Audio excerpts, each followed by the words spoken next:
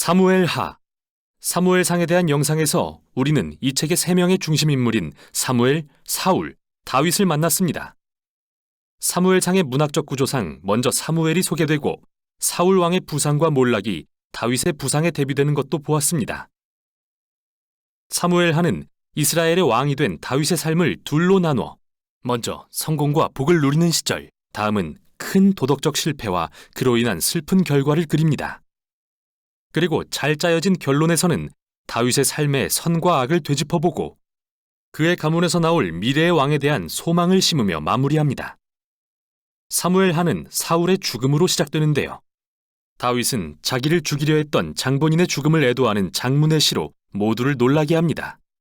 다시 한번 저자는 다윗의 겸손하고 긍휼한 품성을 보여주며 자기 원수의 죽음조차 슬퍼하는 사람으로 그립니다. 이후 다윗은 성공과 하나님의 복을 누리는 시절을 경험합니다. 온 이스라엘이 다윗에게 와서 모든 지파를 통일하고 자신들의 왕이 되어달라고 간청하죠. 왕이 된 다윗이 맨 처음 한 일은 예루살렘을 정복하고 이스라엘의 수도로 삼아 시온으로 이름을 바꾼 것입니다. 그때부터 그는 수많은 전투에서 승리하며 이스라엘의 영토를 넓혀갑니다. 예루살렘을 이스라엘의 정치적 수도로 정한 후 영적인 수도로도 삼고 싶어진 다윗은 언약궤를 예루살렘으로 옮깁니다. 사무엘하 7장에서 그는 하나님께 이스라엘은 이제 거할 집이 있는데 하나님의 임재도 영구히 거하실 집이 필요하다면서 이스라엘의 하나님의 성전을 지어드려도 되냐고 여쭙니다.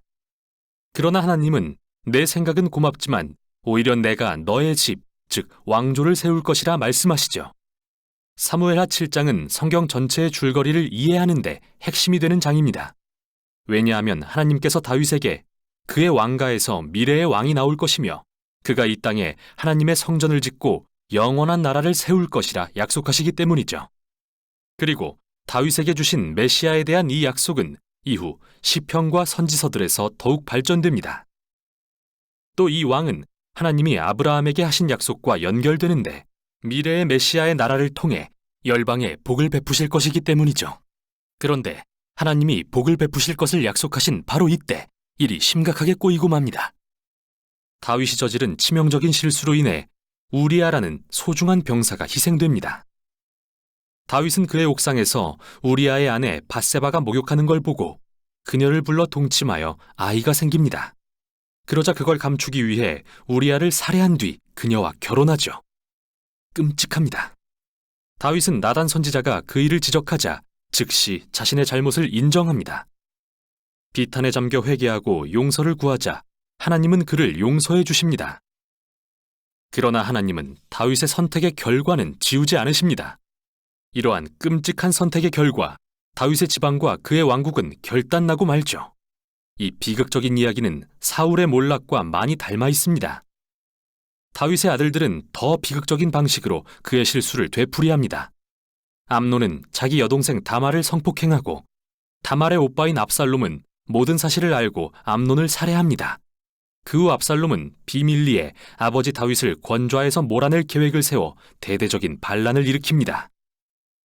그래서 다윗은 두 번째로 도망자의 신세가 되어 광야에 숨지만 이전과 달리 결백하지 않습니다.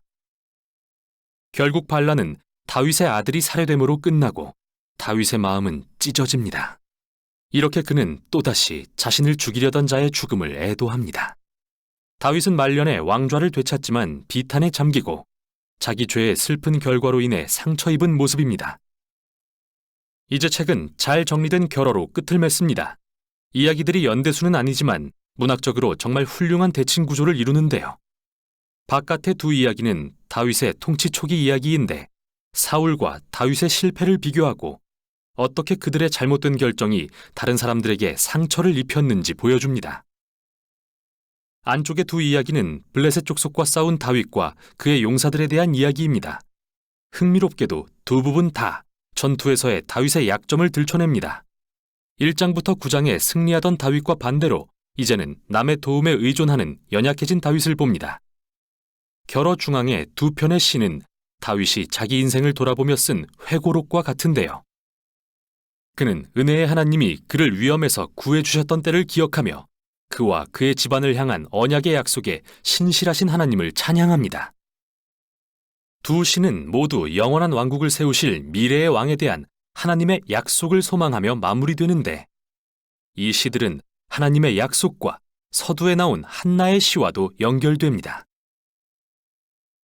이렇게 핵심 문구들이 처음, 중간, 그리고 끝에 배치되어 사무엘 상하의 주제를 아우르죠. 사울과 다윗의 악에도 불구하고 하나님은 당신의 구속 사역을 계속 이루어 가십니다. 하나님은 다윗과 사울의 교만은 낮추셨지만 다윗이 겸손할 때 그를 높이셨습니다. 이 책의 미래에 대한 소망은 다윗을 훨씬 넘어서는 것인데요. 그것은 미래의 메시아 왕이 오셔서 하나님의 나라를 세우고 열방에 복을 베푸실 것에 대한 소망입니다. 여기까지가 사무엘 상하였습니다.